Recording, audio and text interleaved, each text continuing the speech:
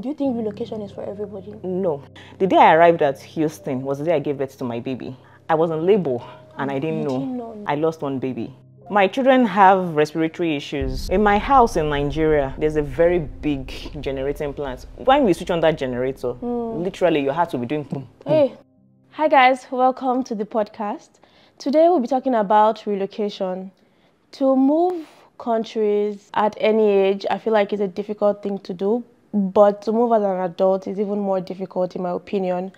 I moved from Lagos, Nigeria to Canada, Ontario about 4 months ago, as of the time that we're shooting this episode. And so I feel like this conversation is going to be a personal and interesting one, and I can't wait to get into it. We'll talk about who should relocate, why should you relocate, what are the things you go through in the most honest, authentic, genuine way possible. And I'm joined by Tomi, who is also a content creator that moved from Lagos, Nigeria to Canada, Ontario about 2 years ago. Let's get into it, guys. Hi, Tomi. Hi, Miriam. Thank you for coming on the podcast. I'm so glad to be here, actually. How are you? Very well. So Good. I know that camera is not really your thing or No, it's interviews. not. Yeah, but the great thing is not interviews. It's just conversations, just us girls talking like we always do. So before we start, how are you? How have you been? Whew, yes. Yes. Most times when people ask me that question, actually Take a deep breath. a very deep breath, because I don't even know how to encapsulate all that into one word. If we're going to be honest, Yes. and not just say, oh, I'm fine. Yes, trust me, I am fine now. And I think every month I become finer. This time last year, if you ask me that question, I'll just be like, please don't even ask me. I can wear makeup now. I was in no way or shape close to doing that some months ago, but it keeps getting better. I'm thankful that I have people that surround me that keep encouraging me, and they're not just encouraging me. It's not just for them to just say it. They actually mean it genuinely, and they act it.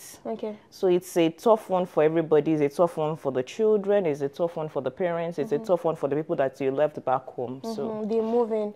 So what exactly makes you take a deep breath every time somebody says, how are you? Before you know, what is the major, I don't want to call it an issue, the major challenge? Okay, so it's a plethora of different emotions. Constantly ask yourself that, did I make the right move? You'll be asking yourself that, if I was back home, maybe my life would have been better, maybe things would have been better, and it's not just about yourself. You're seeing things from different points of view, not just for yourself and even people around you. It's not always so easy. No. Yeah, so the reason why I did that, and the reason I'm being very honest here, is relocating is not an easy thing to do. No. It's not something that you just pick your bags and move. Even within Nigeria. Yeah. Come on, if you're to move from Lagos to Abuja, it will still take something from you. Yes. So you're starting over again in so many different ways. Education for your children, thinking of getting a job, meeting new people, yes. Trying to get a balance, the weather. Oh, the weather. The weather. Oh my God, how have you been dealing with that? I think I'm used to it right now. A little bit.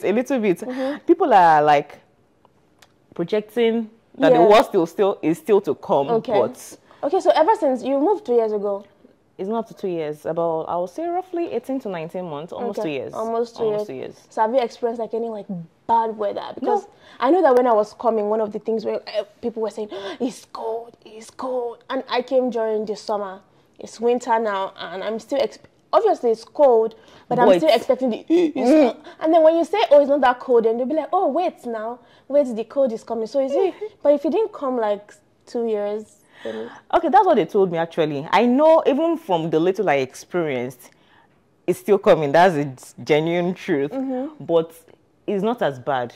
As the last year, most people were even saying that for it not to snow on Christmas Day, it has it does not happen like that in a long time, in a long while. So the winter last year, they said it was nothing. Even though there were times that I'm filling my car with gas and my hands are literally getting frozen. I have to run back into the car to warm up my hands or something. And they were telling me it was not that bad. Wow. Yes. Wow. Yeah. Okay, so having moved for 19 months, can you finally say, or are you sure? Can you say, yes, I made the right choice? 1001%. I'm so grateful. Nothing comes easy in life. When I even talking on YouTube myself, when I'm talking to people. You have a YouTube channel. Yes, I do. Tomi Adenuga. Yes. So you guys should check it out. She shares like a lot of tips, like a lot of stuff. Sorry. Thank you so much. Thank you so much for that. So it's basically my life experiences I've been documenting and I'm trying to share with people. I'm not an immigration expert or anything. I don't even know how to. If people ask me, oh, Tomi, how do I relocate? I don't know. Mine is just to share what worked for me. I came through a particular pathway, and that's the pathway. I came in as a permanent resident. Permanent resident, okay. We applied from Nigeria. It took us almost 5 years to get it. No way. Yes. We started like 2019. Why did it take that long? Age. Oh. Yeah. Also, if you are a certain age, they delay it or what? Not that they delay it. The factors are like against you. Okay. So everybody is like trying to get into the pool where they pick people. So yeah. So did you do PMP? Yes. Which is the provincial nomination. If it was express entry, just a general one. I don't think I'll be in Canada today. No. I don't think so. I wrote IELTS 5 times. My husband wrote once.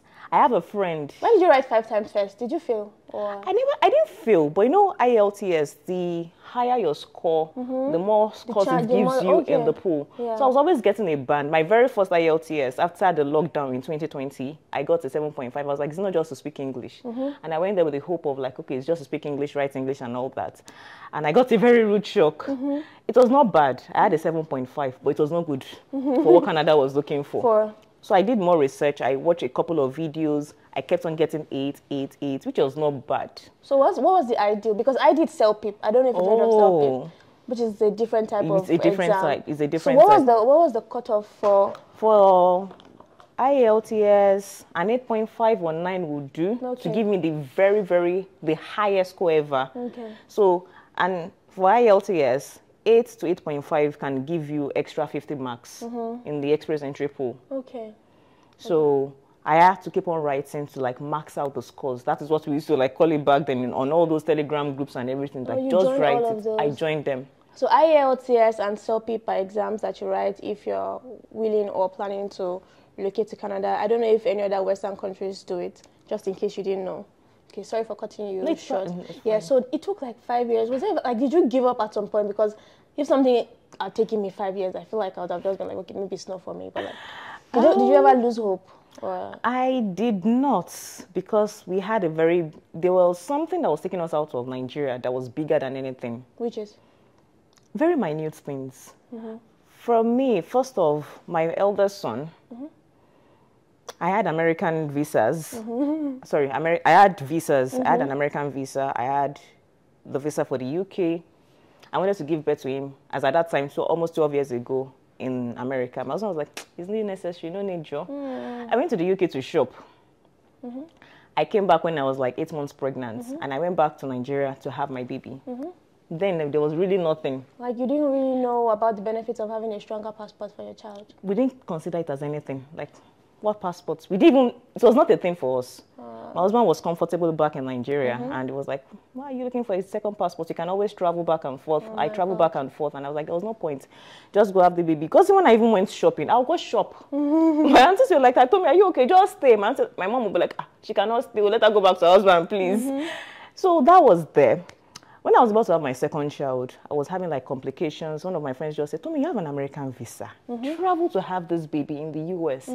She called my husband, and she's very close to my husband. Like, we're all mutual friends. We all schooled together. And she's like, why are you guys not considering this? And my husband said, okay, let's just even try it. He got a ticket. He just called this guy, and they got a ticket. And I was like, okay, let's even go to America. I've shared this, like, it's a very, very emotional story for me. Yeah. The day I arrived at Houston was the day I gave birth to my baby. Wow. At the airport? I was on labor, and I didn't know. I didn't know. All through the flight, I couldn't drink or do anything. I just knew there was something. Yeah. There was trouble. Oh my God. I got to my aunt, and she was like, Tomi, what's going on? This is beyond not normal. Apparently, the doctors in Nigeria, they were supposed to do some things. They didn't do some things. They're supposed to give me some medication. They didn't do all that. Yeah. Long story cut short, I had to have my baby. Of course, it came preterm. It was born at how many weeks? 30 weeks. No. I've mentioned it before. It was actually a twin pregnancy. Oh. So at birth, I lost one baby. But because people didn't know, I didn't even have to explain to anybody. I was thankful that I was even going back to Nigeria with another baby. Yeah. So there are lots of things that happened in between, and I was like, okay, that's fine. And life continued. Fast forward to some years after then, I have a first child born in Nigeria. I have a second child born in America. It was beginning to creep in. And one of my friends told me then, she's like, Tomi, this tiny little thing that you think does not matter is nothing. You don't want to make a mistake. If it was the other way around, it's better. Yeah. So many people, I'm sure somebody watching this will be like, it's nothing. Why would you even consider it? But it's a big thing. It is. And I gave birth to these children, and they're both boys. And it's beginning to like, oh, is it because it's better? Is it because he was born in America? And I don't even know the people that were feeding him with those ideas. And I'm like, really? Yes. The child? Yeah, and my son will come to me that, oh, you prefer this, why are you doing this? Is it because he was born in America? The first time he said, it was like that kind of like, who told you that? Oh, who mentioned that to you? Wow. And you just think these children don't know. But and you think they don't know. Yeah. And sibling rivalry. I remember my friend told me then, she's like, Tomi, don't start something you can't finish. I was like, it's not a big deal now. What is it? Fast forward that many years later, we were seeing it play out. And I was like, it is a big deal. As children, then imagine what it would be like. As adults, exactly. Wow. So many factors gave us that reason, like, okay, we need to move. Let's even have something better. Let's, like, everybody should be on the same playing field and all that. So when people even say, okay, I moved somewhere for my children, I also moved for myself. A lot of people, oh, really? I also moved for myself because at some point, there are times that you just feel like, okay, I think I need to have a big shift. I need to like change something, one thing or the other. You just know when it's time for a change, right? You just know. You just know. And like my mom would say, it's still your country. Nobody is saying that you should pack up and leave your entire. If something, you can still go back if you want to go back. But at least have that change. See the world from a different perspective. It's not just about visiting. We all visit, we all travel. 2 weeks in Texas is not the same as you living for 2 months. Yeah, exactly. Yeah. So for so many reasons, we just decided to take the plunge and we're like, okay, let's go to the place that we think we can get like exactly. Better, yeah. Oh, I get you. And then you have another one because you have 3, I know. Yes. In Canada, or where did you have the 3rd one? In Nigeria. Oh my goodness. Okay, so those kids would have been so angry at you if you didn't say no, but it's okay because for her, I wanted to travel, but we needed every single dollar. I was about to in fact, I think my husband had booked my tickets, and then we just asked ourselves that, Tomi, do you think you really need to go? Because the America makes you pay in full for everything. You have to pay. So I just thought about it that by God's grace, this is what we are like aspiring towards. We are hoping that in a few years we all have our Canadian citizenship. So what's the point of like going for an extra? Exactly. So I was like, every little dollar counts. If I took a trip to the US or UK at that particular time, it will have cost a lot of thousands of dollars, which we needed for the Canada trip. And then hospital bill. Accommodation, feeding, all that thing. Exactly. You're looking like a 40K. So that 40K would help my life a lot in Canada. It's a lot of money. It's a lot of money. Yeah. So we just like kill that idea. Like, okay, we are going to Canada in a few years, a few months or something. Let's just aspire towards, let's work towards that. Let's save every money we can save and let's work towards Canada. So Canada was the goal at the end of the day. What age is it where it's like age is not a problem for you to relocate? Below 30. Okay, yeah, that's true. I remember now. When you clock 30, you lose. Once you clock 30, it starts. I started when I was like 34, going on 35. So at that particular time, almost everything was like, no way. So the younger you are, of course, it gives you your chances. Exactly, the better your chances and the highest level of education. But it's really becoming tough right now because how can you expect someone that is below 30 to have a PhD, which is like what is the standard right now? Oh, really? Yeah. They've made it harder. Yes, it's a lot harder right now. Like at least you must have a master's degree. At least that's the least. Yeah, my husband had it. So I was just patching. I can imagine. I was just under the umbrella because I know, right? I wrote self-paper and thankfully I passed. But that was I think that was the only thing that I know about. My husband is in fact, he's my husband because I was like, okay, so because my husband is several years older than me, so there was no chance he was going to be the one. Even though I was 30 something, I was still better. I was still a better choice age-wise. Age-wise. So I had to be the guinea pig for everybody. I did everything I could do, I had to enroll for a master's. So I'll be on Instagram, I'll be posting, but I'm like, people don't even know what someone is going through. During lockdown, I was reading. Oh. I read like my life depended on it. I did a PGD, it was not, the scores were not enough. I had to enroll for a master's at the same time. But luckily for me, all those courses were like online. Oh, so you had to do a master's? Yes. Before you could qualify? Yes. I had only BSc when we started. My BSc could not suffice. It couldn't go in, no, BSc, no, you're joking. Wow. At least that master's. So I did the master's and I even started doing French. Oh my, so you speak French? A little. I've forgotten. Because I know nothing about French, but I was just going to look for your trouble. Oh my God. I can speak a little bit, but I love the language, because it's just so sweet. You know, when, for me now in life, things I aspire, I'm like, okay, but at least before I turn 40, I should be able to speak French. I should, like, for me, it's like having $1 million in my bank account. Like, let me just go to Paris and I'm like, okay, they are saying something. I'm like, oh. You understand. I've forgotten everything, Tomi, oh my God. Try. Where are you? Where? Oh my God. Oh my. I know I live in Nigeria. That's the only one. Jabiso, Nigeria. You should know Je m'appelle. No, Je m'appelle, yes. Tomi. How do you do? Enchanté, nice to meet you. Which one is comment ça va? How are you? Ça va bien, merci. Yeah, we know like the basics yes. From when we learned in primary school and all that. But I was even learning 1 to 100. I've forgotten everything. Wow. Oh my God. I've forgotten everything. And that's what happens when like you don't practice. You just probably feel like you won't forget. But so I stopped in 2022. The moment I was learning French, I learned it for like, in fact, I remember then, that was the big brother of Erica, Lekon, and all that. My husband would be like, Tomi, your French teacher is waiting. You're watching. You had your French teacher? I had 3 French teachers. Like, I was jumping from one French class to the other. That must have been mentally a lot, no? I ran crazy. I'm not kidding. Gosh. I am not kidding. Thank God my husband was there. He was just like, what can I do for you? He would just tell my kids, please don't disturb mommy. And then I had like 2 kids. So he would just tell my boys, like, please just leave mommy, because nobody could really help me except myself. And thankfully, I had help back in Nigeria. So I would just tell them, okay, this is what we are doing today. I'll lock myself up in the room. When I feel I'm not having it anymore, I will just come out. I would do a little bit. I will watch a little bit of TV. I will go back to study. And you have to study. You have to be on your toes. I was actually learning it then, and I learned a lot. I had books on conjugation with French, how to use your French words, masculine, feminine, gender. Like I would say when they say, no, Tomi, that's wrong. In fact, they'll be correcting me in French. I'll just be looking at... Yeah. And I was having a conversation with my husband the other day, and he was talking about how the human body can actually do a lot. Sometimes you just need to push yourself. Yes, you can. Because would you have thought that you'd be able to learn French as an adult? Like, I mean, yes, but like, would you have thought that you wouldn't put yourself through never. it? As a child, I ran away from it. But when life threw itself at me, I had no choice, and I was like, it might be that French might be your way out. My way out. Actually, I would have finished studying it. In fact, I was ready at that point. Like, no matter what it would take from me, I would give it my best shot, because I was like, I knew the reasons why I had to come to Canada. Yeah. And I was like, okay, if French is the only thing that is standing in the way, I'm ready to do it. And okay, of course, it will take a lot of sacrifice. My husband was there to help me with my work. We do the same things, so he understands my work perfectly. In fact, he's also... my manager.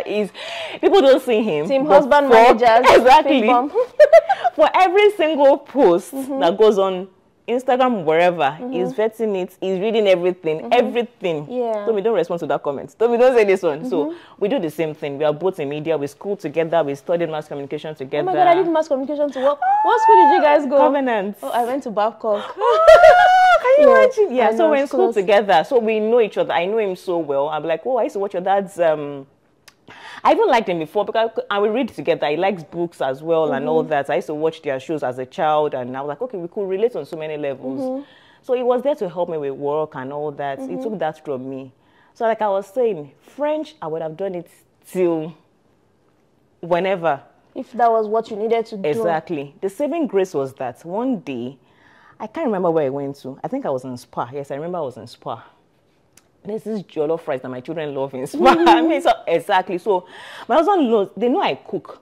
I cook, but there are weeks that I don't cook. I will not enter the kitchen. It's either we just say, okay, let's eat out, we go for a buffet or something. And my husband would just be like, in fact, it's once there's food, let's just eat. Wherever the food is coming from, he doesn't care, he doesn't mind. Okay. So we eat out or something like that because I'm not ready to enter the kitchen. I've been reading which book and all that. So I was in Spa. I was buying jollof rice when I just got the email prompts. I didn't check it. I was like, I'll check it when I'm in the car or something. I was in the car. I remember the driver was even telling him that, okay, we had to stop to buy fuel. I just said, okay, let me check my phone. I screamed at the fueling station. I screamed. People were looking at me like, is this person okay? I can imagine. That's the email that says you got in, right? Hey. I didn't know it for 1 week. Wait, after the email came in, or yes, that jollof rice I went to buy at Spa, I could not eat it. You were so excited. I was so excited. And when I'm excited, the last time I was that excited was when I was going to secondary school, because I always wanted to go to a federal government college. And then it was really difficult as well and all that. So that was the last time I was that excited.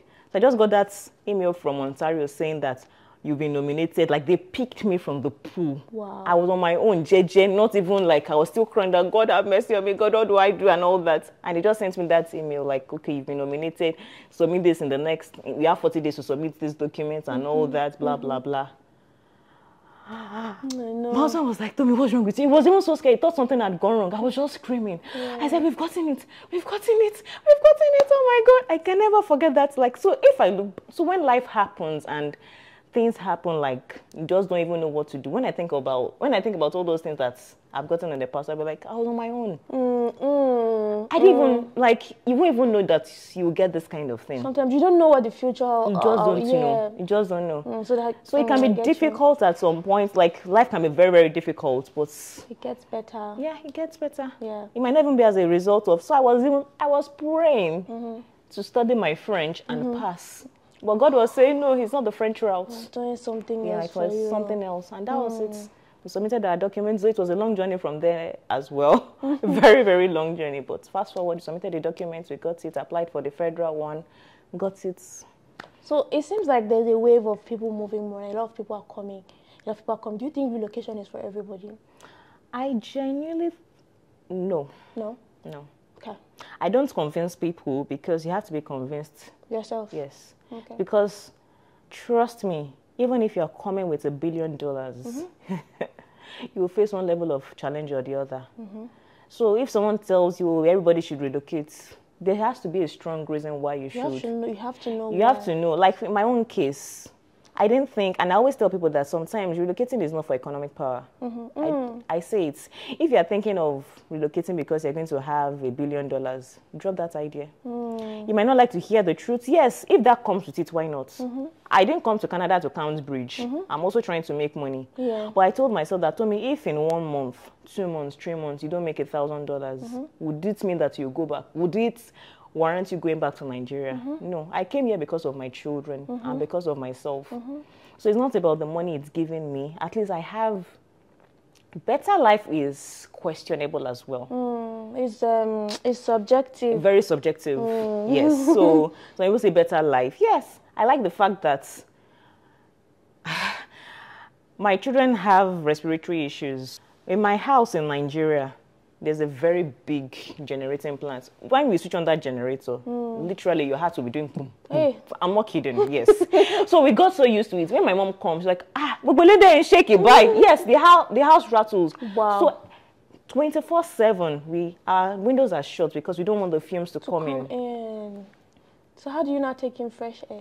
Nothing. There's no fresh air. No ventilation. No ventilation. Yeah. No. So the moment we step outside, one person is coughing, one person is... So, in fact, someone told me that your children, they might not be asthmatic.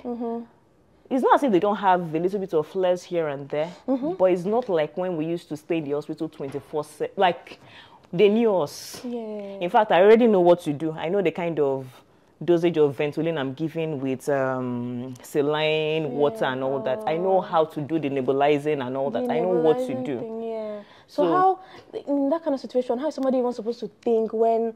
Like, how are you supposed to function when you have to worry about your child and all that stuff? Yeah, I mean, but like, what has been like... So when I came, I feel like the first 1 month was like the hardest for me, because you know how it is in Lagos where you have help, and my mom even used to live with us like before we moved. Wow. So the first, I can imagine just be getting angry at the children for no reason. Go and sit down now. I'm not even going to lie. I thought I was a cool mom, but it just turned out I was a helped mom. Yes. Like I had excess help, because the rate at which I was snapping, like when we first came, how were you able to maneuver like the first few months with 2 kids? Did you come with 2 kids or 3? 3. I was still breastfeeding when I came to Canada. How? How did you go through it? So that's why I say, oh my God, those periods, I will walk out. Like, my area is very cool. I like my area. There are trees and all that. I just look at those nice houses and I'm like, okay, let me just continue aspiring. One day, by God's grace, find motivation. Exactly, we'll live in this kind of big house. I like big houses. Anybody that knows me knows I like big houses. So I'll just be walking there. There are days I now even got tired of like just even taking succor from my environment. I will come out. I got tired of crying inside the house. I will come out to cry. I remember once somebody came, we used to sit on the floor, on the staircase. At least thankfully we had staircase to even sit down to eat. So we used to sit down there or on the kitchen. We shall look for something. Yeah, a way to go about it. So at least before he left, there was mattress. They had delivered mattress. And I don't like mattress alone. I like the bed stand and all that. So before you like the good life. Say it with your chest. I love the good exactly. life. I love. See, I'm tired of people like shaming people that like the good life. Like, why do we like to glorify humble suffering? Exactly. Say I like the good life. In fact, I pray with a pastor, and in fact, she'll tell me that, Tomi, you know, when people say, yeah, can you come? Don't be timid in accepting it. Accept it. Yes. It's not a sin. You should. It is. And the thing is, if you even like shame yourself, you'll be surprised that those same people that you think you want to cower for, they love those things that you love. So why are you? I think it's a traumatic thing. Usually, if you grow up in Africa, where it's like, you can't really boast about yourself because, oh, evil eye or all those kind of things. Yeah. And nobody's saying boast. I'm not saying, oh, look at my car, I'm better than you. But I feel like I should be able to say, I like the good life. I like the good stuff without feeling like a thief. Let me tell you something. So I'm a content creator. And when I document things, even things I don't, to be honest, things I don't want to even document. Nobody sees my husband. Nobody knows him. But there are like so many ideas it gives me. And I'm like, are you sure I should share that? Because naturally I'm an introvert. My husband grew up in the face of the media. My husband is used to it. He doesn't care. Yeah. But he's always behind the scenes. So he knows about life. And you're like, this is what is your life and all that. So you shouldn't be shy about doing all these things. To post it, yeah. To post it. I try not to come off as arrogant or anything. I truly try not to. When we're moving to Canada, my husband knows what we want. He spoke with my realtor, is family. She's family, in fact, we are related. We knew the kind of houses we wanted. In fact, we went through at least 80 houses. I would like one, my husband would like another one. In fact, Shade will get angry. Shade, Carissa Realty. Everybody, she'll be like, Tomi, you and Wale should please agree. You are dragging me back and all that. So fast forward, we came to Canada and I shared the story on my Instagram post that, oh, okay, we are here now. I was sharing all like the, from the beginning and everything. I know the kind of house I wanted. And that's why I even chose somewhere like far inside, just because of what we wanted. And somebody now said, oh, why are you like, how do I coin this? Like, why are you living large or projecting this that most immigrants do not start off like this? Yeah, that's what, like don't project your own reality on as me. Like the... Yeah. And I was like, I am sharing what is for myself. Yeah, and that's okay. I didn't tell you how we got our PR. And that's the story. That's story 4. So you get your COPR, right? We got it in 2022, in July 2022. Yeah. I had my baby in March. Okay. I didn't travel for several reasons. Like, okay, I've shared this story many times on my YouTube page. I wanted my baby to be grown to an extent. I didn't want to come to Canada with a baby, like a baby, like who would help me? There'll be nobody there, no mother-in-law or whatever, no help. So I wanted her to like at least grow to a point that I can even manage on my own. So we didn't leave Nigeria. On the other hand, my baby was 2 weeks old when I resumed work full time because I knew I was coming to Canada. Wow. Like all the brand managers I was working with then, like I was like they didn't understand. In Lagos. In Lagos. What were you doing in Lagos? Still content. Content. Okay, so I was working with I've always been a content creator. As at that time, I was working with Peak. I worked with Kerrygold, Avantage, and Coca-Cola. So those were like my biggest clients then. As I would even tell them that, oh, please, for one reason or the other, like I was 2 weeks. I didn't go on maternity leave because I knew that Canada was facing me, and we needed every single naira we could get. I was selling weaves. I was selling hair. Like I used to sell hair then too. Yeah. I was doing everything I could. Like even my husband would say, Tomi, slow down. Like I'm not slowing down. I know what we want. So I understand that sometimes you might get your papers and you want to come the next day. Yeah. I didn't choose to do that. We saved every naira we could save. My husband would tell, my husband is like a typical, people call my husband an Igbo man. My husband will look like, you'll be like, guy, his one is that let my whatever I have reflect on my wife and my children. Energy. I spend my husband's money. I'm not as energy. Like I was like, oh babe, go to so hair page. He's one that buys hair for me.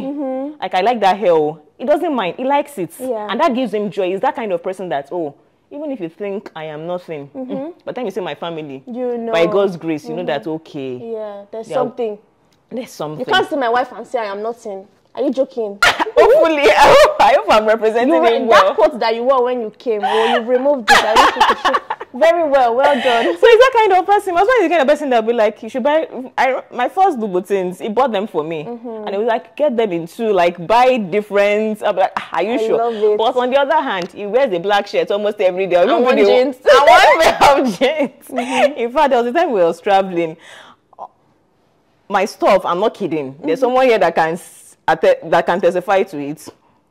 He had 2 boxes. Those 2 boxes, the items there were for me. What was for him was in a school bag. And I was like, Tomi, what to lie wear? Hand luggage. I said, manage, you know wear plenty. Just put your things in that school bag. So I look at him like, oh my goodness, this guy is so selfless. Like I shouldn't even take him for granted. So like, no, don't worry, no, don't like. I understand. You need this, you need that one, you need this for the children. Let's just assume that you need all those things. So yeah, I posted that stuff, and people were like, immigrants do not start like this. But you're not considering when. Yeah. Or what to like they don't know your story. They don't even know my story. Exactly. I think everybody should. And because there are a lot of videos online that say, oh, you can start from the basement. And there's nothing wrong with starting from the basement. Nothing. If that's what you can afford at the time. Yeah. You know, but if you can afford more than the basement, there's a reason why they say, oh, start from the basement, and when you go up, you know, understand. Not everybody wants to stay. So if that's what you can afford, nobody's going to shame you for that. Oh no, definitely. But you shouldn't also shame somebody who can afford more than the basement. I really do. And the thing for me is, I knew a lot of people that came in when we came in, because like I said, we're on Telegram groups. My husband has friends. And many of them, in fact, they even laughed. They'd be like, Tomi, you're the one facing all this because you're the one that is on the eye of the media. A lot of us, it was not even unusual because a lot of us started in like a 2 or 3 bedroom townhouse. So it was not even unusual. And amongst your circle. Amongst my circle. Yeah. So it was not like as if Tomi was even doing more than herself. Yeah. That was how a lot of us like started really. So I was not even doing anything out of the norm. So someone will now come to say, don't paint a wrong picture, and I'm like, which wrong picture am I painting? I'm starting from what I can afford, and really everybody has their own starting point. Exactly. I'm starting from what I can really afford. I like a big house. We didn't start from a 4-bedroom. We didn't start with a 2. My garage is tiny. It's really, really small. My car can barely, or our car can barely enter the garage. If I was like, oh, okay, this one, I would have looked for a bigger house. We started with what you can afford. And that's what so when people even say start from the basement, it's not like a literal basement. It's really like start from what you can afford. What you can afford. Some people cannot even afford the basement. Some people might be able to afford like a shared apartment. Yes, which a lot of people do. And that's still okay. And that's still okay. If that's what you can. Exactly. Because even the cost of the basements, at the end of the day, is cost. It's not cheap. It's not cheap. Basements are not even cheap. Yeah. So to even say start from the basement, some cheap cubicle, like basements, they charge you big. They even charge you. Like where I stay in Hamilton downtown, some people pay half of what some people in basements pay. So you can imagine projecting yourself to saying I need to start from a basement. You could have gotten something cheaper, not even a basement. Yeah. There are a lot of cheaper options. So the basement is not even the starting point, to be honest.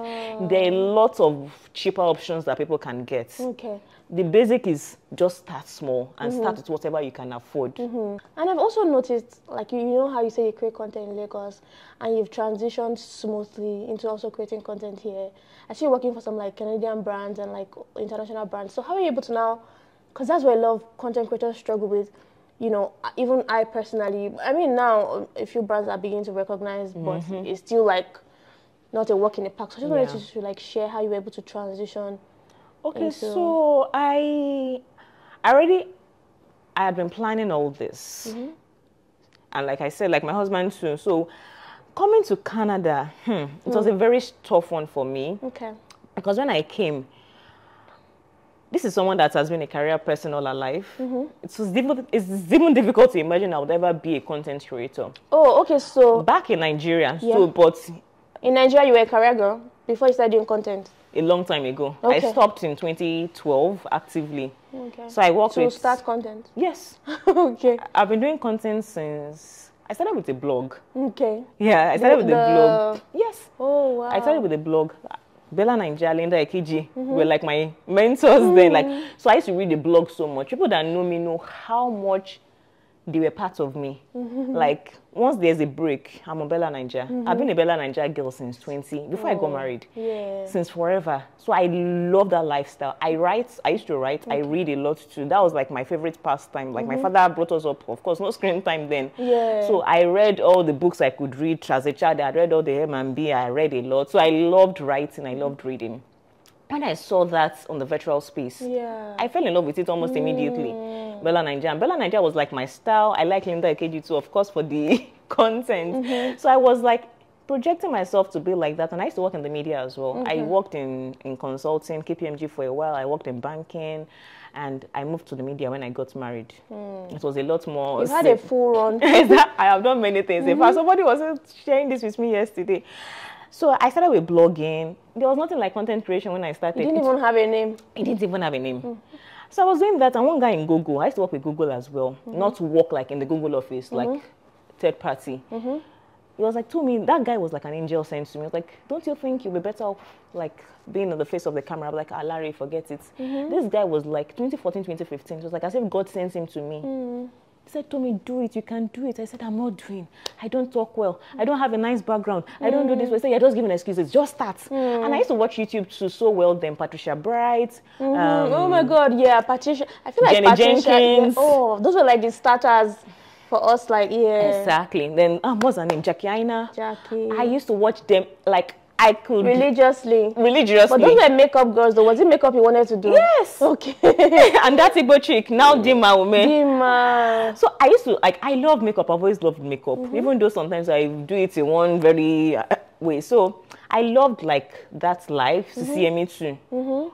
That's what I wanted to do. So I wanted to start off like a lifestyle person. I did, but it was not working for me. In Nigeria?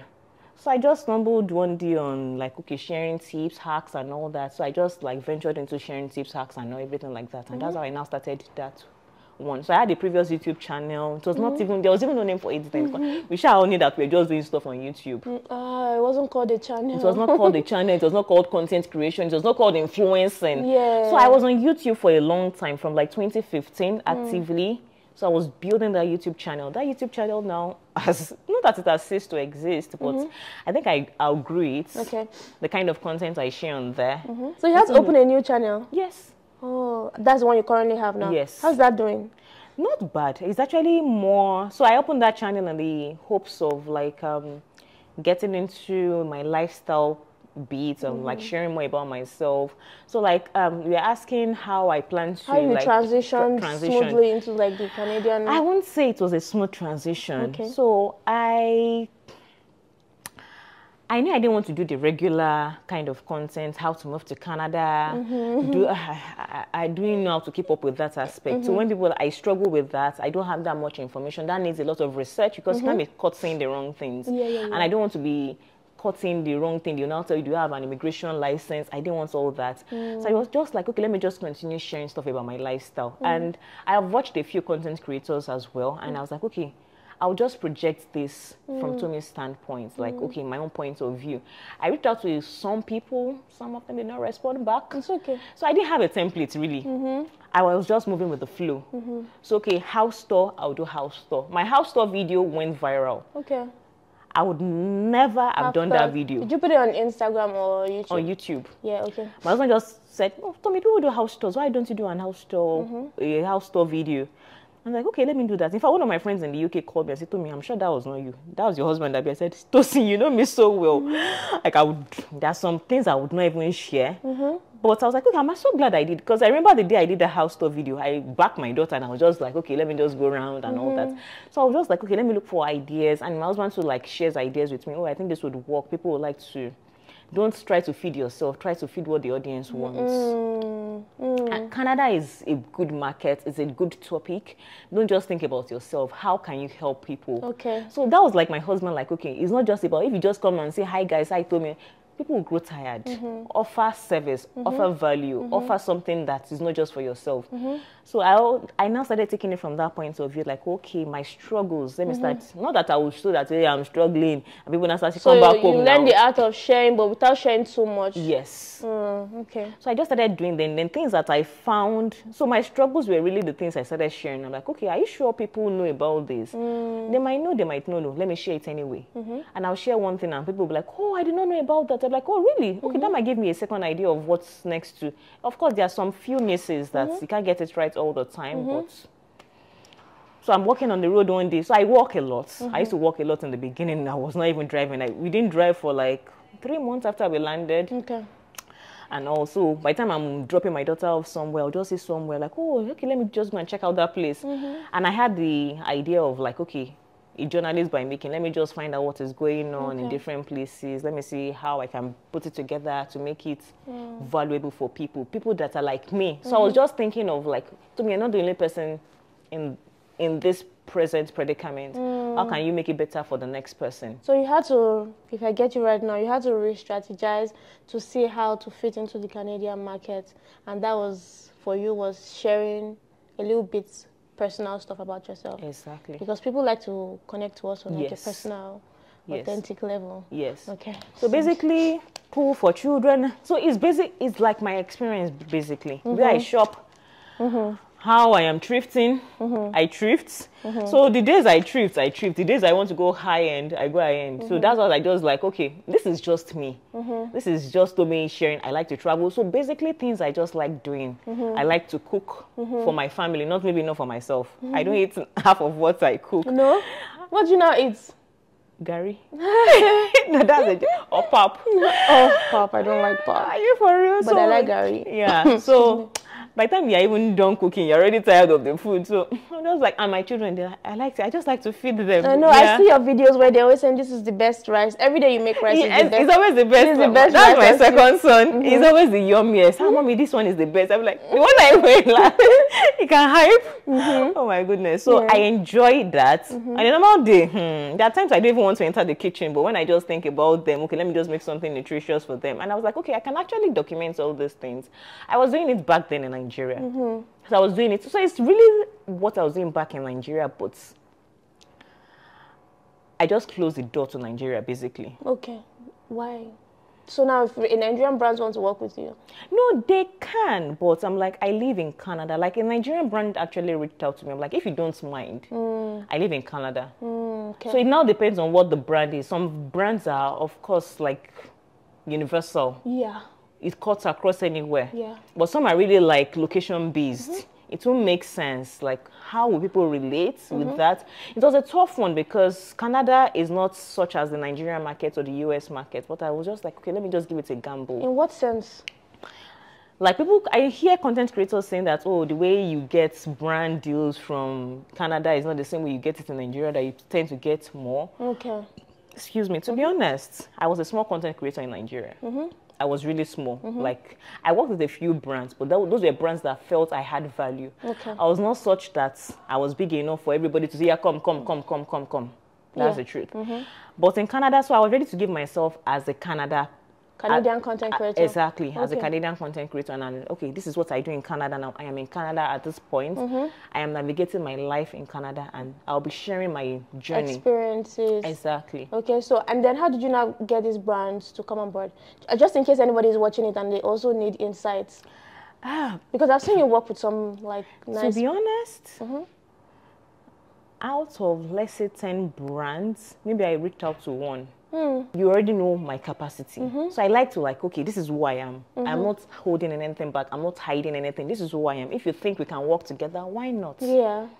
I won't promise. Which is good, I won't promise something I can't deliver. So most times, in fact, the brands that now reach out to tell me that we know you, we know what you feel, we think what will be comfortable. Exactly. What you will be comfortable with doing. Just do your thing. And I like when they leave me to do my thing. I'm like, let me just do my thing. And you feel like they can only say that if you didn't chase after them. Probably. Though sometimes I don't think that's always the case though, because I honestly don't know too really, but like... But it's important, like there's a content creator too that I watch, and she'll be like, you should actually go after these brands. It's really important for you to go after them, because she's worked with a lot of big brands, really big brands, and she will say she went after them. Oh, okay. Yeah, and it has worked well for her. So I think everybody just needs to... Just know what works for you, basically. There's no one-way fit, or just like really sit down, strategize, and know what works best. And I just want to talk about the financial burden of relocation, right? I know that... Let me breathe too. I know that it must have been a lot. So what do you want to... If you have anything to say about that? Oh, it was a lot. Yeah. It was a lot, and it's still a lot, because... And they've even increased it to... If like... Now I'm talking about how much is required off of you if you want to come in, you know. But yeah, go ahead. So it's a lot, and the people that are asking for this money, they don't just want you to bring the money because they want to collect your money. They're asking for the money, or they're advising you because you actually need that money. You do. You do. So I feel like I said, that was what happened to my husband and myself before we left Nigeria. Our COPR was expiring on April 22, the year we came into Canada. It was going to expire on April 22. We flew into Canada April 17. That's the same thing as us. We came 3 days before the thing expired. My mom was like, hey, what if there's something? What if something happens? My mom was livid. She was not having it. Like, hey, my law. Yeah. I said, Mommy, we're even thinking of doing soft landing. My husband was like, soft landing is still expensive. It's still expensive. Maybe like, our husbands are related.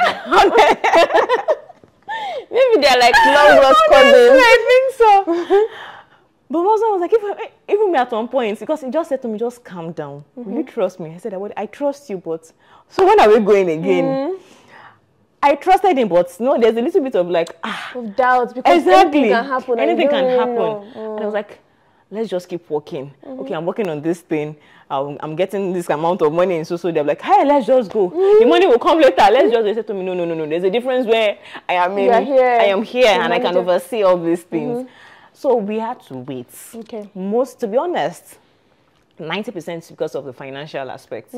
And I was like, I don't want to come to... I know how living abroad can be. My mom has been living outside the country since I was like a teenager.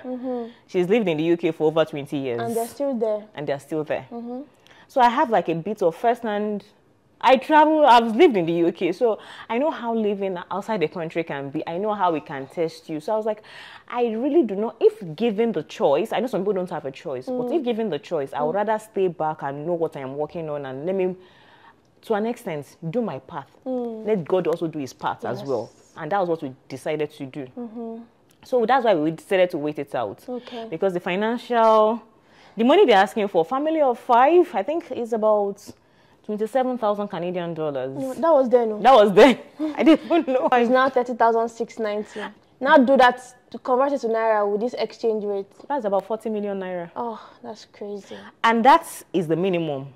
Wow. That's the minimum. 30,000 will get you, in how many months it's gone? It's so crazy. You feel like you have 100 million Naira in Lagos. The moment you come here, like this, it's just... But, and when we came, I think I don't even know whether it's the same thing now. We're looking for houses left. It's the same thing now. most of the houses we were in, I'm not kidding. If when somebody looked at my house, I'm like, oh, why are you projecting this? Most immigrants do not start this way. I was just laughing about like, most people that I know, we're all like starting. So it's not about Tomi trying to be ostentatious or something. Yeah. This is what I see. Yeah. This was the best bet for you. Exactly. And most of us were like that. So they did were you come, asking you for keep saying 6 most of us, months. did you come with a lot of your friends? Yes, a number of my friends. Oh, okay. Not like very close, like you friends. just, Many of them we met on this journey. In fact, I have friends in the number of people I know in Oakview. They were like, Tomi, move to Oakview. I said, will you guys pay rent for us? I'm not moving to Oakview. So I know a lot of people that stay around here and all that. So we all moved around 2022, 2023. That's year a lot. Yeah. So I met a lot of people too. And we are like very good friends. How did you make friends now? Because that's another thing people struggle with when they come in. How do you meet new people? I know it's a struggle. Maybe for me, I would say I count it as a big privilege. Maybe because I'm a content creator. Okay. So like I have a very good friend now. Like the first time I just come out and I'm just creating content. I just shared one video one day and she was like, oh my God.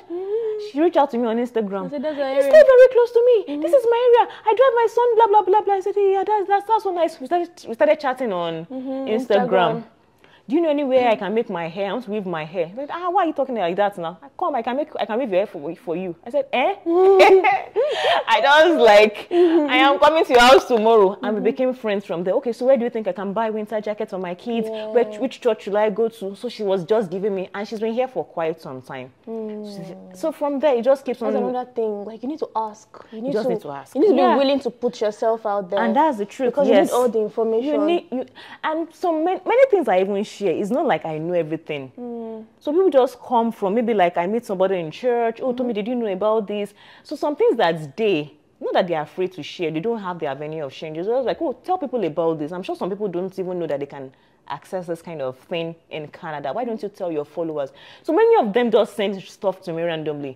Tell your followers, but that's the kind of like phrase they use. Tell your followers, tell people that they can access this in Canada, that people just keep themselves in one box. So a lot of people are even like happy to meet me. Yeah. Like, because in a way, they've been looking for how to unburden that, like, okay, how do I share? But because they don't have platforms to share, they'll just tell me, okay, and I'm like, okay, I'll just try to verify it and I'll see it myself and I'll just create something out of it. Okay. So there's this thing about influencers becoming role models naturally. You don't have to say, oh, I want to be a role model. Just by doing you see people looking at you or looking up to you. How do you handle that, and what value do you give back to your audience? So let's first start with, how do you handle being the role model that you didn't ask to be? Because I feel like personally that comes with a lot of pressure. True. But I want to know what your own thoughts are on it. It really does come with a lot of pressure because, yeah, you can't just say anything. You can't just do anything. Because I have to be conscious of that fact as well, that even though to me, I might think I have like, I don't have 1 million followers yet or subscribers, but I know a lot of people that are really invested, really invested. So I just try to be myself. As best as you can. As best as I can. And that is what even gave rise to my influencing in the first place, me being myself. So I just try to continue being that person. So I don't want you, I try. It's a very, very tough one because on social media these days, there's really a lot. I'm trying to put this in the best way that I can. Sometimes people put you in a particular pedestal. Yes. That you didn't ask to be. So when you now do something else, which is still part of you, they start feeling, oh, you led me astray. And I'll be like, I did not lead you astray. Nobody led you astray. A very good example is one video I just posted on social media. And let me say this, please. I hope, and by God's grace, this video will go viral. Amen. So that I will reiterate it, like, let them hear again. I've mentioned quite so many times, like, in fact, I still have that on my Insta stories, like, I know the struggle of buying a house in Canada or in the West. I'm not the kind of person that I like to think of, I'm paying for a mortgage for 30 years. We've not gotten to that point yet. In fact, I just told my husband that, let's just chill. We are still renting, by the way. By God's grace, I know the kind of hard work my husband is doing. I know the kind of hard work I am doing. Yeah. Because I know the kind of Because you're not just saying by God's grace and you're not doing anything. You're putting in the work. We are working, no. Yeah. So, and by God's grace too, we are working and we are also praying for God to do his own. So, but I'm of the mindset that people should not be under pressure to buy a house, because once you relocate, people are looking for, oh, when are you going to buy your house and all that. I still did a video and I'm like, don't buy a house yet until when I feel you're absolutely ready and you have the finances to back it up, because you don't want to be home poor, you don't want to be house poor, and you're thinking of where the next mortgage will come from. So I have mentioned it time and again, and people might just go with that. So a lot of people have come out to reach out to me. A lot of people have come out to reach out to me that, oh, Tomi, thank you for this. You've really like enlightened me. You've put you've made me know about all these things. Like, I don't feel guilty paying rent now, because people just feel like you shouldn't pay rent and all that, and they just run with that.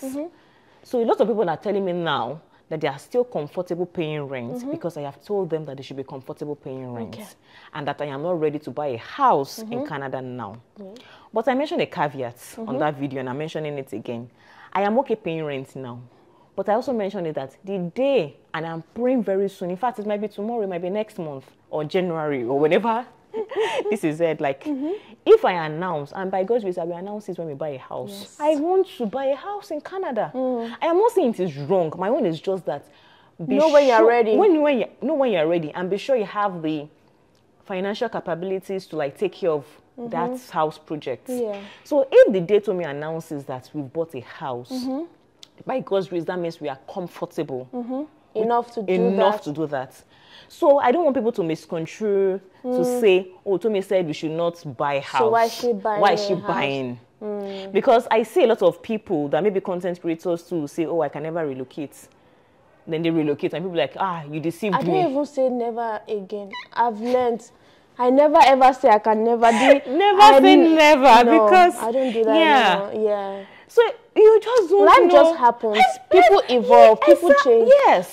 And people need to learn to give like content creators grace, or somebody who is open with their lives. Like, it's not an easy thing to do. You know it's. That's why you're not doing content, because you know that you're able to put yourself out there. But to now hold them to some sort of unreal level, I feel like. So in a case where now you want to do something that you feel like is true to you, but you feel like won't go well with your audience, what will you then do? Oh, yeah. That happens many times.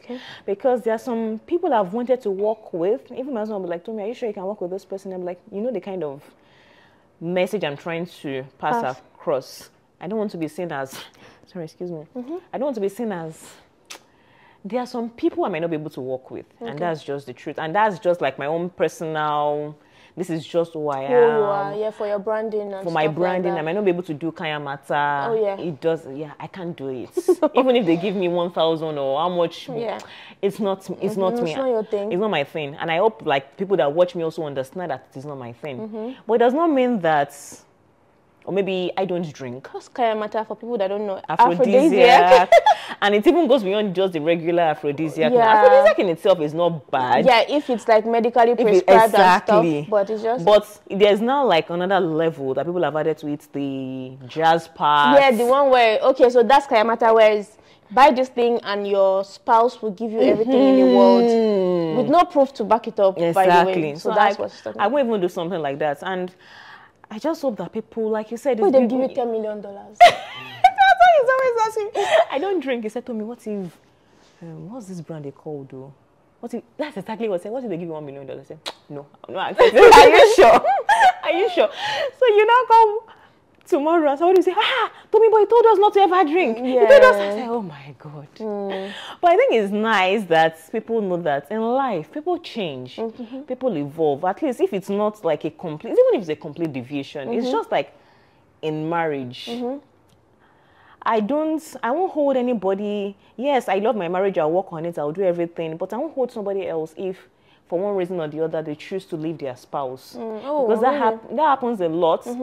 Unfortunately, content creators thank God I don't put my husband, so nobody knows who he is. And like, oh, are you together? Are you not together? Because people even project that on me too. Like, where's your husband? Are you together? I'm like, excuse you. Why are you giving me that kind of, what's that? That's none of your business. Like, the aspect I choose to show you is really what you should see. So, but there are some content creators that struggle, like, okay, for one reason or the other, they leave their marriages and people hold them by it, like, oh, when you started, we love both of you together. Why are you guys for not somebody together? to choose to live in a marriage is never going to be an easy thing. Yeah. For somebody to choose to live must be something. Exactly. So I just try to be my authentic self, and I try to be my authentic self in so many ways. On my page, you'll find so many things. I know. I've seen real estate, exactly. food, I clothes, do everything. Everything. Yeah. I do everything, and I'm someone that I get bored easily. Okay. Even now, I used to think about it then, and to be honest, yeah, I cried about it so many times in Nigeria that I'm not growing at the same pace that I wish I was growing. I've been doing this for a long time, a long time. I know that So in fact, somebody was like, "Oh, why don't you have a niche, do food?" If I was a food creator, I know I would have grown. But I now looked at it that, okay, even if I'm not growing, I had to come to a point that I might not grow at the same level I think I should grow. Okay, go ahead. But I think I'm really happy. I don't have 1 million followers, but I am happy. So I think people can relate. They don't have to wait until when I do food. Yeah, whatever it is Whatever that you it give is. them, So if tomorrow a bank wants to advertise, they can talk to Tomi because I'm that home girl. I'm that family person. And this is I'm family, I am lifestyle, I am food, I am fashion, I am things. You can't be boxed. Exactly, I am things that we do on a regular basis. And that's what I like. Like I just said, there are weeks, there are days I don't feel like entering, I don't feel like going into the kitchen. There are weeks that I order McDonald's for my kids. I do that. There are weeks that I don't feel like doing anything. And it happens like as humans, you're just tired and you just don't want to do stuff. There are days I don't feel like posting anything, that I don't want to do like a fresh video, and I just want to share something else that can give value. Yeah. I don't want to wait until when I have food value to give you. I might have something else that can give somebody value.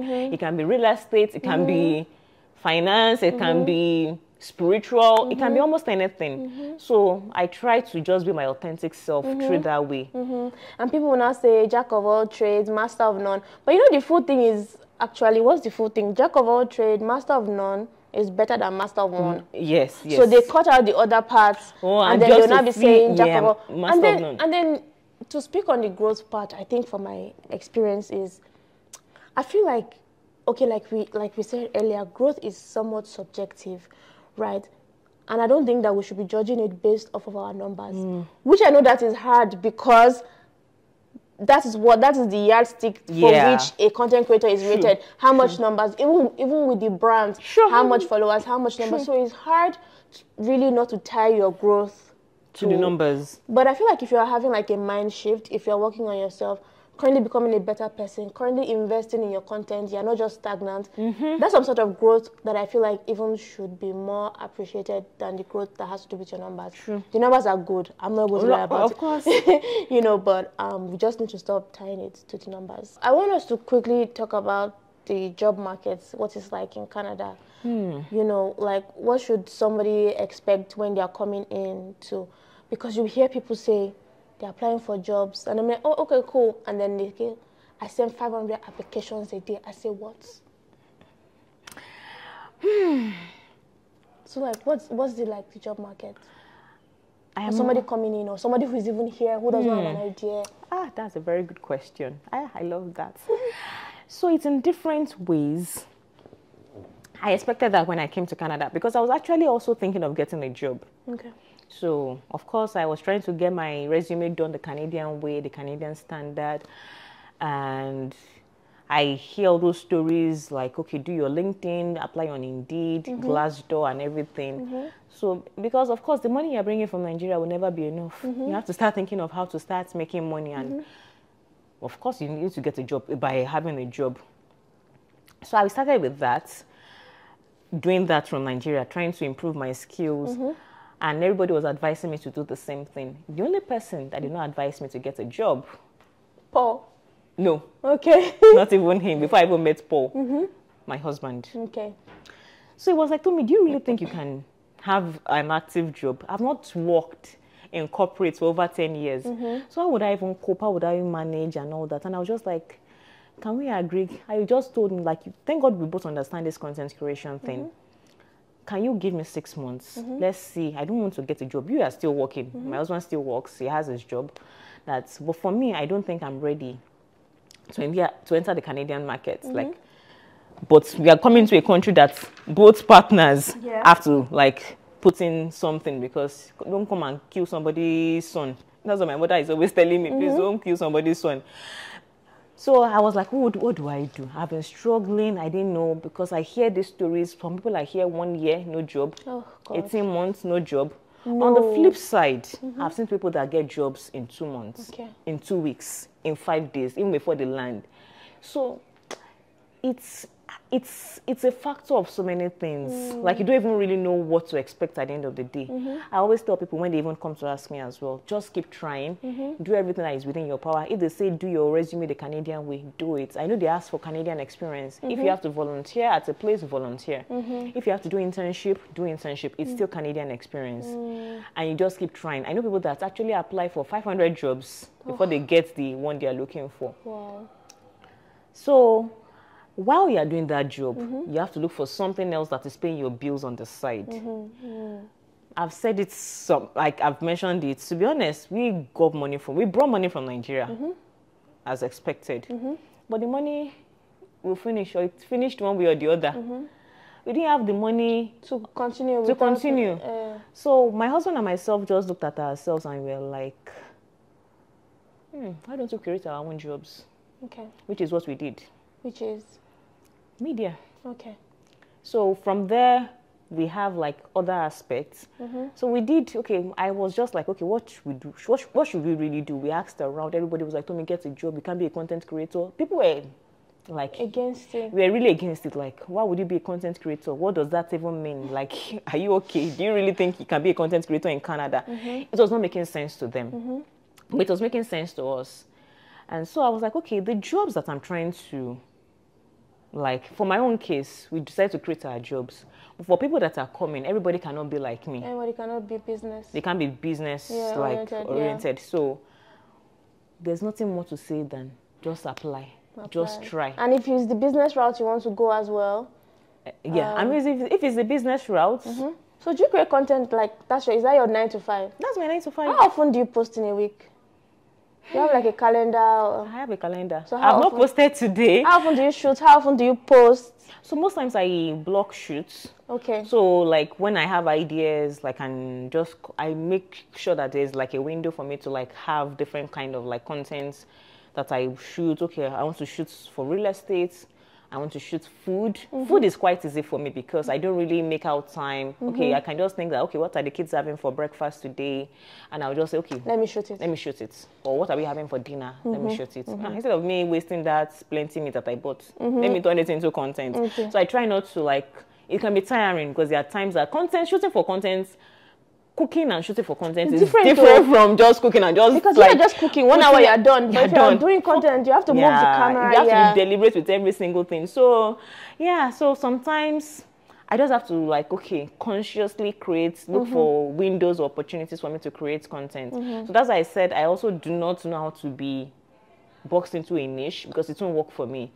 So many other things I do just come into play and I make out time. Okay, when the kids are off to school, my daughter is off to daycare, there's time. Before they come back from school, I quickly shoot. I quickly do 1 or 2 things. So on an average, how many days a week do you shoot? It's so constant that I don't even keep tabs. At least every day. Every day. Every day. My son knows what to do. I just like, oh, help me set up my stand, help me set up my light. So he does that for me. Even if my husband is around, if someone is helping me, okay, they know what to do and they know that, okay, mommy is shooting, the times I need like complete silence, at least somebody will be home. Your first is how old? He's almost 12. 12. Okay, and then the next one? 6. And then 3? 2. 2. Okay. Okay. So so you post how many times every day? Every day. You post every day? Every day. So now I'm beginning to like have like a proper structure. So most times I post like twice a day. Yeah. On the average, I post twice a day. But these days I tell myself, so most times I post twice a day, Monday to Friday.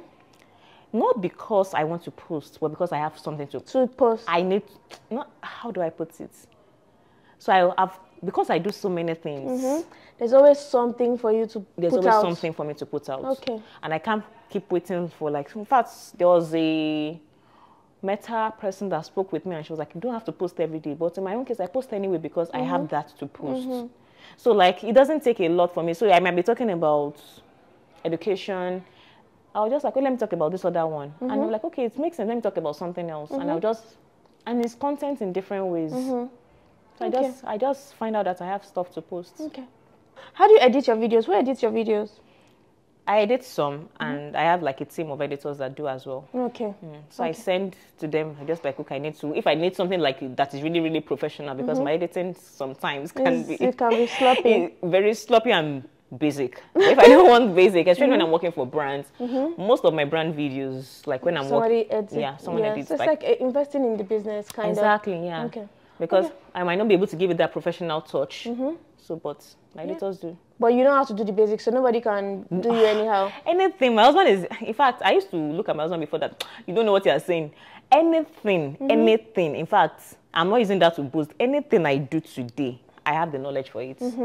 There's nothing I give someone that I don't. So you can't come to bamboozle me to say, oh, because you don't know what CapCut is, now be telling me that CapCut is $10 million. I know, please, you cannot.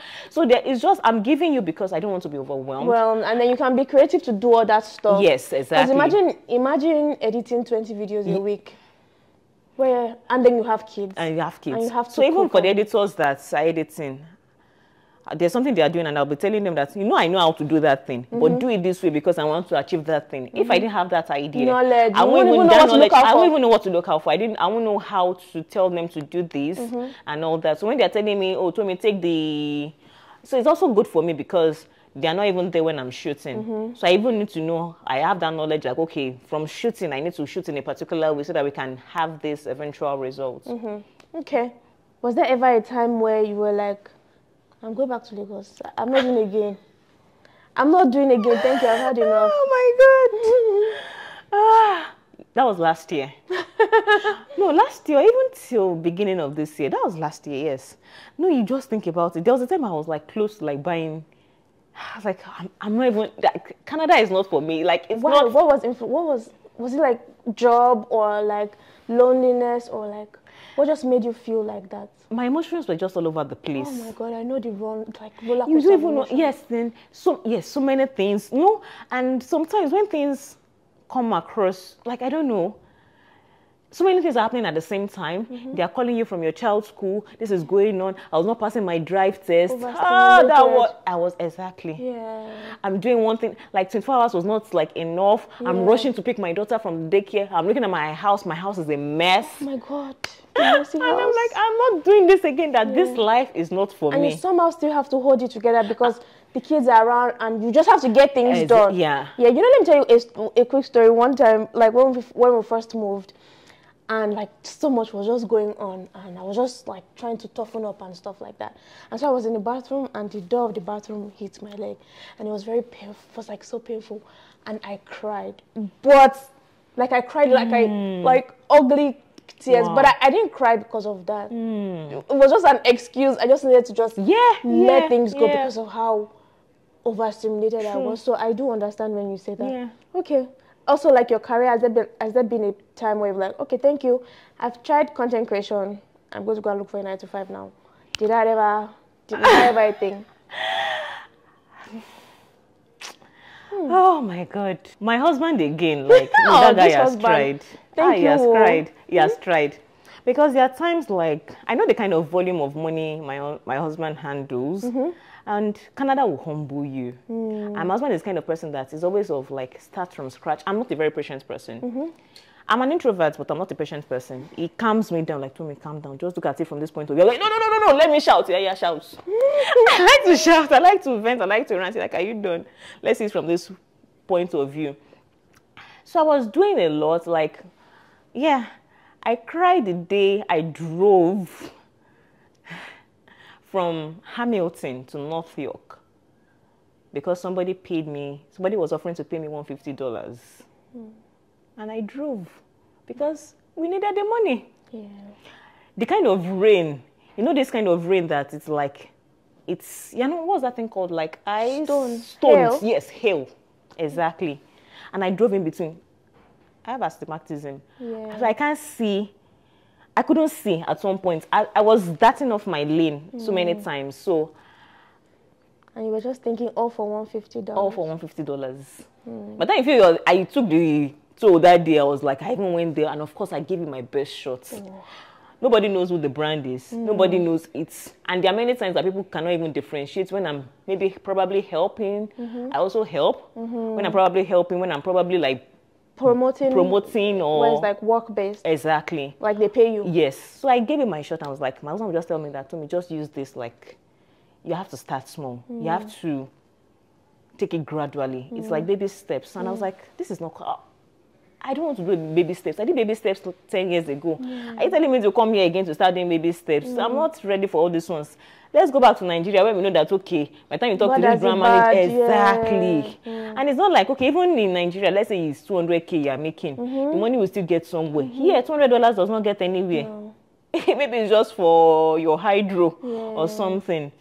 So I got to that point and I was like, maybe I'm not cut out for this. When I came to Canada for like 5 or 6 months, I was not paid. There are many free jobs I did. There are many free things I did. And I was doing it. But of course, you want to also get rewarded for the things you do. Yes. We didn't come to Countbridge in this life. No. So you want to get rewarded for what you do because it takes a whole lot, blood, sweat, so many things. Brain work. Yeah. There are times I stay up all night. I don't sleep. I'm editing. I'm doing one thing or the other. It's a whole lot. And I'm just like, okay, people should at least respect my craft or something.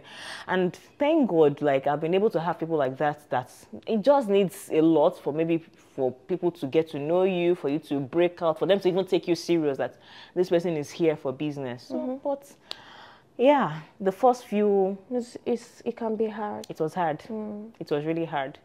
Thankfully, we had support, and that's why it was with passion I came out to even start telling people that if you have something that can give you support in Canada, please maximize it. One thing that gave us support a lot, which both of us were not even shy about, we got loans, we got grants. I don't, in fact, where that took us from, it was from like here to like, in fact, when I come out and I see people and be like, why? But unfortunately, I can't think for people. So I just leave them and I go like, okay, just do you. Yeah, you know, sometimes when people hear loans, especially like from back in Nigeria, it's like, you don't have money, that's why you're taking. Exactly. But that really helped us. And okay, because somebody just told us, I'm like, Tomi, why don't you maximize this opportunity? You're a permanent resident. You have a level play. Exactly. Yeah. You are not like, okay, why don't you maximize what is at your disposal? People are even praying to be like you. Because I kept on saying, no, I don't want. I don't want. I was not like, no, I just told him like, let's even look at this thing again. Let's even see whether it can help us.